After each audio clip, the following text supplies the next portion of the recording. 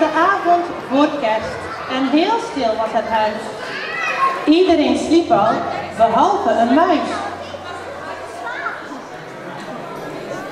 De kinderen droomden van een sneeuwpop en ijs en van de cadeautjes vermeld op hun lijst.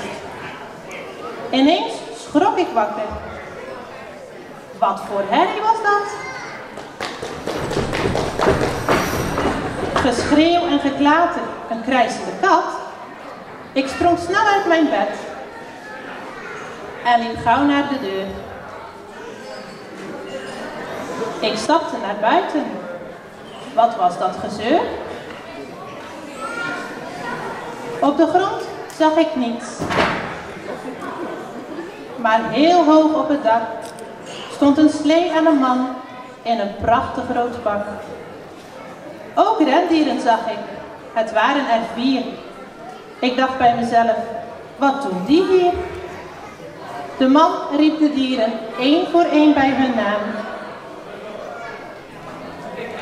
En vroeg hen toen streng even stil te staan.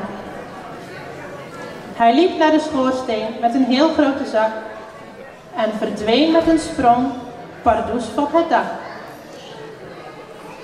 En daar in de kamer, ja, daar zag ik hem staan. Zijn zak vol cadeautjes stond klaar voor het raam. Hij keek heel ondeugend en lachte naar mij. Ik was niet meer bang, ik voelde me blij. Hij legde cadeautjes netjes onder de boom. Ik begreep het meteen, ik had echt niet gedroomd. Hij liep naar de schoorsteen en draaide zich om.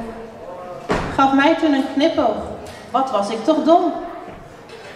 Het was niet een vreemde, maar hij was wel verdwaald. Was hij per ongeluk in mijn schoorsteen gedaald. De kerstman nam afscheid met een knik en een lach. Toen steeg hij naar boven en verdween in de nacht. Ik hoorde hem nog roepen, heel eventjes maar, een...